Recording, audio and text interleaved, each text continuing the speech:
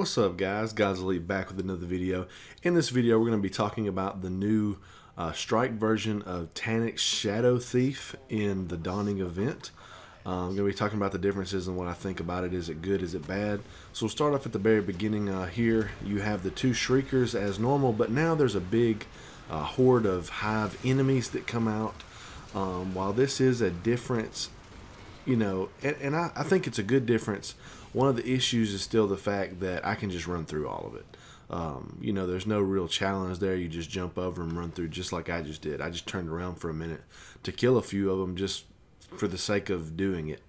But any nightfalls or whatever, if you can afford to get through it, just jump over them and go. And that's been one of the issues of some of these strikes that's in this game, is that there's no real mechanics to them. You just run through them and kill the boss. And we'll talk about the mechanic change at the end. But that's one of the reasons why I like this one the least of all the strikes, is because there's not that much difference in mechanics. Like right here at the bottom of these stairs, normally you just run through these stairs and run up to the ship part, or where you go up to the ship. But now there's a big ogre at the bottom of the stairs. And this was really, I think, just a ploy here to try to slow you down to make the strike last longer. But to me, it's more of a nuisance than a positive change in the strike. I still can just run through all that. I could have jumped over that first ogre, but decided to kill him. That's just one of the things that irritates me. Once you get to this next part right here, the only difference is, instead of there being fallen, there's splicers. Which to me, that's one of the things that hurts, is when you replace the fallen with splicers, you're not really replacing much. It's still pretty much the same. Unlike in, the new Will of Crota or the new Nexus, like Nexus, you're replacing Vex with Taken, or Vex with Devil Splicers, or you're replacing Hive with Splicers, or Fallen with Hive in Will of Crota. So I think that's bigger changes that could have happened here. It would have been nice to have like Hive right here for some reason, and then him come down. The difference between him when he comes down is he has a void cannon instead of a solar cannon the whole time. If I remember right, I think the original, he just had a solar cannon, or a scorch cannon the whole time. So I can see on void burn this would be a nightmare. Excuse me.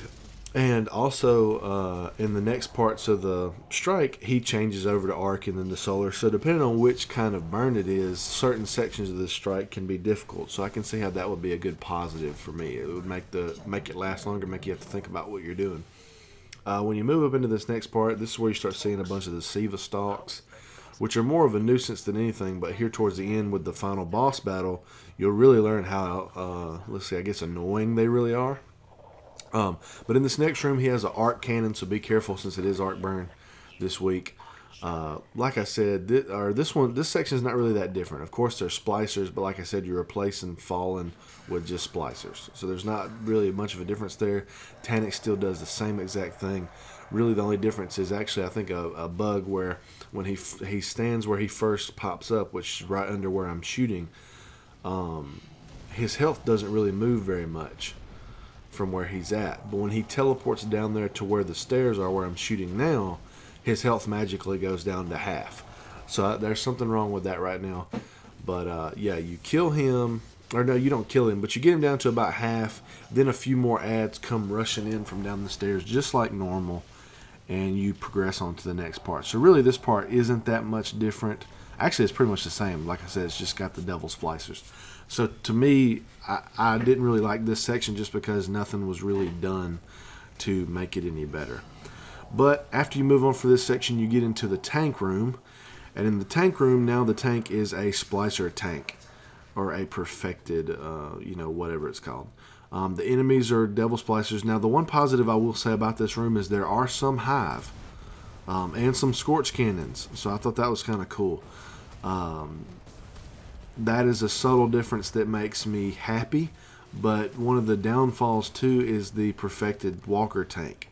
The tanks on whole, the perfected Siva tanks, are not really that great. They go down very easily, and when they shoot you with that big gun, it doesn't have the effect that the original tank has. When the original tank shoots at you, you dead instantly. When this one shoots you, you have a long time to get out the way because it slowly flies through the air. So for me, this section's kind of a dud as far as new things. There are some Hive that come out, but not really a lot.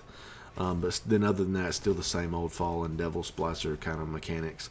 But then when you traverse into the final boss battle is where the mechanic changes. And to me, it doesn't change for the better, it changes for the worse.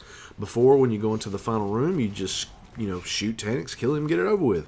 Now they prolong his death, and not in a good way. Now he has a shield that comes up every quarter of health, and you have to shoot the little stalks of Siva that pop up around the map. Now, I can see how some people would like that. Excuse me. Got the yawns today. I can see how some people would like that, but to me, it's not really that big of a mechanic change. Now, if you had kind of like, they already spoiled us with the Nexus. So, in my mind, if they would add some Siva clusters, like, there's 3 Siva clusters that pop up around the room, and all of your teammates have to get it, and you have to have at least 2 of them hit his shield to take his shield down, kind of like in the Wrath of the Machine raid, that would have been so cool. But, it's kind of a missed opportunity. So I feel like that part could have been done a little bit better, done in a way that makes it more enjoyable than just a nuisance to try to do. But other than that, that's about it for the final boss. Just, there's Siva, Splicer Devils walking around instead of Fallen. It would have been cool to maybe see some Hive there possibly, or who knows, throw some Vex in there. I mean, hey, they like moving around, get them in there. But that's pretty much it, guys. If I'm giving all these strikes a score, I give this one a B-, I give Nexus an A+, and I give Will Crota an A-. So, I mean, overall, I like playing all 3 of them. It's just this is my least favorite, and I feel like some different things could have been done. But let me know in the comments, guys, what do you think? Do you think that there could have been some better mechanics in certain parts of these? What could they have changed? Also, like the video if you had enjoyed it. It really helps the channel get it out there. Subscribe if you're not subscribed so you can see more weekly Destiny content. And with that being said, guys, I will see you in the next video.